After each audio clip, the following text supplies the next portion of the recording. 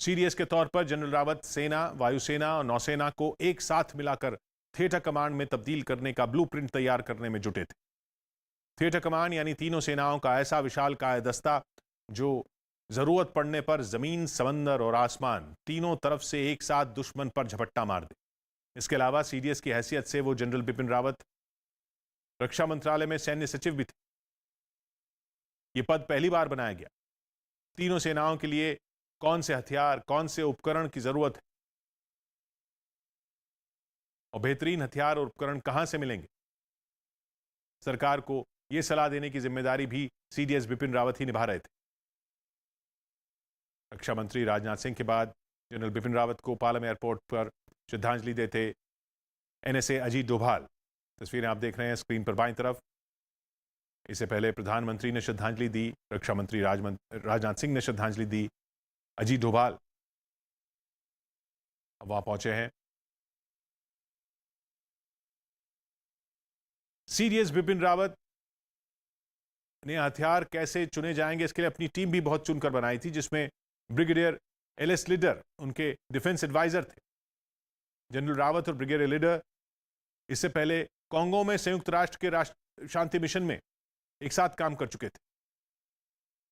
General Rawat को अपने रक्षा सलाहकार की खूबियां मालूम थीं, जबकि ब्रिगेडियर लीडर को अच्छी तरह मालूम था कि उनके बॉस यानी सीडीएस रावत की क्या सोच है।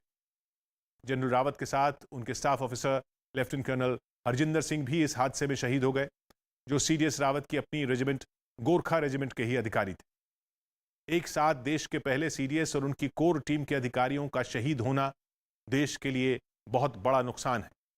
मातम की इस घड़ी में पूरा देश भारत की सेना और हेलीकॉप्टर हादसे में शहीद हुए अधिकारियों और जवानों के साथ है। यही संदेश देने के लिए प्रधानमंत्री मोदी खुद उन्हें श्रद्धांजलि देने के लिए पालम एयरपोर्ट पर पहुंचे। पीएम देश की सुरक्षा के लिए जान की बाजी लगाने वाले सैनिकों और अर्धसैनिक बल के जवानों के साथ भावनात्मक तौर पर भी जुड़े रहते हैं, जिन्होंने पीएम बनने के बाद अपनी हर दिवाली उन्हीं के साथ मनाई है। पुलवामा में जब सीआरपीएफ के जवानों पर आतंकी हमला हुआ था, तब भी पीएम मोदी शहीद जवानों को श्रद्धांजलि देने के लिए पालम एयरपोर्ट पहुंचे थे। आज एक बार फिर उन्होंने वही किया। शहीद अधिकारियों और जवानों के परिवार के लोगों को भरोसा दिया कि इस घड़ी में देश उनके साथ है। देश के पहले सीडीएस बिपिन रावत, उनकी पत्नी मधुलिका रावत और उनके साथ हादसे में शहीद हुए सेना और वायुसेना के 11 अधिकारियों और जवानों के शव, उनके पार्थिव शरीर कुछ देर पहले वेलिंगटन से दिल्ली लाए गए, जिन्हें श्रद्धांजलि देने के लिए प्रधानमंत्री मोदी भी दिल्ली के पालम एयरपोर्ट पहुंचे। तस्वीरें आप देख रहे हैं। प्रधानमंत्री मोदी ने श्रद्धांजलि दी, रक्षा मंत्री राजनाथ सिंह, एनएसए अजीत डोभाल। भारतीय सेना के इतिहास का ये सबसे बुरा, सबसे बड़ा हादसा है, जिसकी भरपाई नहीं हो सकती।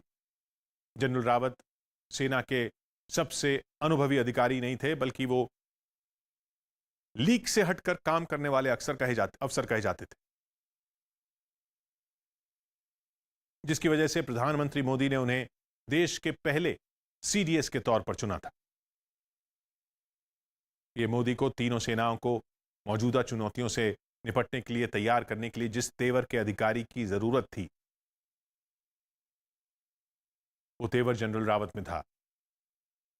जनरल रावत को श्रद्धांजलि देने तीनों सेनाओं के प्रमुख पहुंचे हैं। अब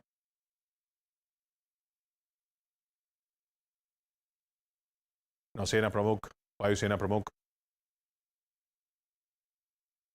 थल सेना प्रमुख, इससे पहले प्रधानमंत्री मोदी वहां पहुंचे। भारतीय सेना इन दिनों आतंकवाद के अलावा चीन, पाकिस्तान की सीमा पर तनाव से भी लड़ रही है। जनरल रावत ऐसे अधिकारी थे जिन्होंने जम्मू कश्मीर में आतंक से लड़ रही सेना की पूरी डिवीजन का नेतृत्व किया था एक वक्त पर, जबकि पूर्वी भारत में तैनात सेना की तीसरी कोर के कमांडर इन चीफ के तौर पर भी उन्हें पूर्वोत्तर भारत में चीन की सीमा और उग्रवादी संगठनों की हर चाल मालूम थी। प्रधानमंत्री मोदी के सत्ता में आने के बाद भारतीय सेना ने पहला बड़ा सर्जिकल ऑपरेशन म्यांमार में उग्रवादी संगठनों के ठिकाने पर किया था। जून 2015 मणिपुर के उग्रवादी संगठन ने सेना के काफिले पर घात लगाकर हमला किया था, बाद में म्यांमार में छिप गए थे, जिन्हें जनरल रावत की कमान वाली तीसरी कोर ने पैराशूट रेजिमेंट के साथ मिलकर नेस्त नाबूद कर दिया था।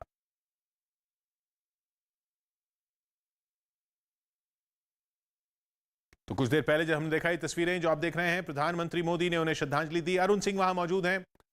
अरुण, अभी क्या हो रहा है वहां पर? देखिए किशोर, प्रधानमंत्री नरेंद्र मोदी और रक्षा मंत्री राजनाथ सिंह दोनों सीडीएस विपिन रावत के पार्थिव शरीर को श्रद्धांजलि दे करके, अंतिम रिस्पेक्ट दे करके यहां से निकल चुके हैं। कहा यह गया था, पहले सूचना आई थी कि राष्ट्रपति भी 9:15 बजे के आसपास आ सकते हैं, लेकिन अब ऐसा लगता है कि उनके आने का कार्यक्रम नहीं है, क्योंकि अगर वो यहां आ रहे होते तो प्रधानमंत्री और रक्षा मंत्री यहीं पर होते। प्रोटोकॉल जो कहता है सीनियर मिनिस्टर और प्रधानमंत्री तब ये जगह नहीं छोड़ते। लगता है कि राष्ट्रपति कल उनको अंतिम श्रद्धांजलि देंगे, लेकिन रक्षा मंत्री के अलावा तीनों सेनाओं के प्रमुख अभी भी अंदर हैं, पालम टेक्निकल एयरपोर्ट के अंदर। तस्वीरें कमलदेव जी जरा दिखाइए।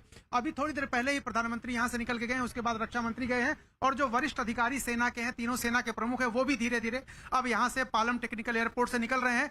तो जो सूचना मिली है वायुसेना की तरफ से वो ये किशोर कि 3 शव ऐसे थे जिनकी शिनाख्त कर ली गई थी, जिसमें सीडीएस विपिन रावत, उनकी पत्नी और ब्रिगेडियर थे। तीनों जो पार्थिव शरीर हैं उनको उनके परिवार के लोगों को सौंपा जाएगा, ताकि वो विधि विधान से उनका अंतिम संस्कार कर सकें। इसके अलावा जो और शव हैं 10, उनकी शिनाख्त अभी नहीं हो पाई है, क्योंकि वो शव काफी बुरी तरह से जले थे, और अब डीएनए सैंपल्स लेकर के उनकी मैचिंग करके ही उनके परिवार के लोगों को दिया जाएगा, और विधि विधान से पूरे प्रोटोकॉल के साथ, सेना के सम्मान के साथ उनका अंतिम संस्कार किया जाएगा। तो पूरा देश, तमिलनाडु से लेकर दिल्ली तक, प्रधानमंत्री से लेकर आम जनता तक अपने शहीद सेनापति कहें सीडीएस जनरल रावत को तो यह गलत नहीं होगा, अपने सेनापति को आखिरी विदाई दे रहा है। और पालम टेक्निकल एयरपोर्ट पर भी वो कार्यक्रम अभी चल रहा है, जिसमें लोग एक एक करके आ रहे हैं और सीडीएस विपिन रावत को अंतिम जो उनकी विदाई है वो दे रहे हैं।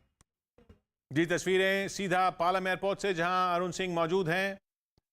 देश के पहले सीडीएस बिपिन रावत, उनकी पत्नी मधुलिका रावत, उनके साथ हादसे में शहीद हुए सेना, वायुसेना के अधिकारियों, जवानों के शव कुछ देर पहले वेलिंगटन से यहां लाए गए हैं। तस्वीरें आप देख रहे हैं। श्रद्धांजलि देने के लिए प्रधानमंत्री मोदी भी दिल्ली के पालम एयरपोर्ट पहुंचे।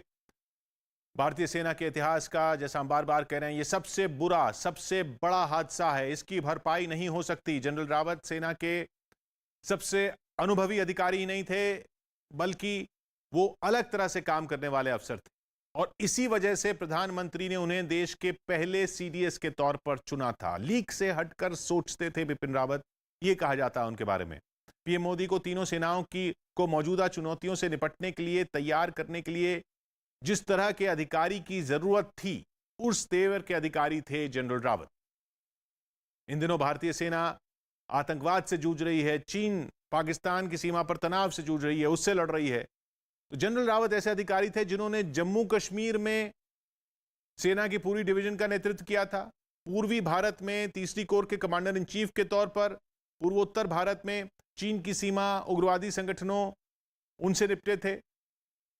प्रधानमंत्री मोदी जब सत्ता में आए, उसके बाद भारतीय सेना ने जो पहली बड़ी सर्जिकल स्ट्राइक की म्यांमार में उग्रवादी संगठनों के ठिकानों पर जून 2015 में, जब मणिपुर के उग्रवादी संगठन ने सेना के काफिले पर घात लगाकर हमला किया था, बाद में म्यांमार में छिप गए थे। जनरल रावत की कमान वाली तीसरी कोर ने पैराशूट रेजिमेंट के साथ मिलकर उसको नेस्तनाबूद कर दिया था। देश के लोगों में और सेना में जोश भरने के लिए ऐसी सर्जिकल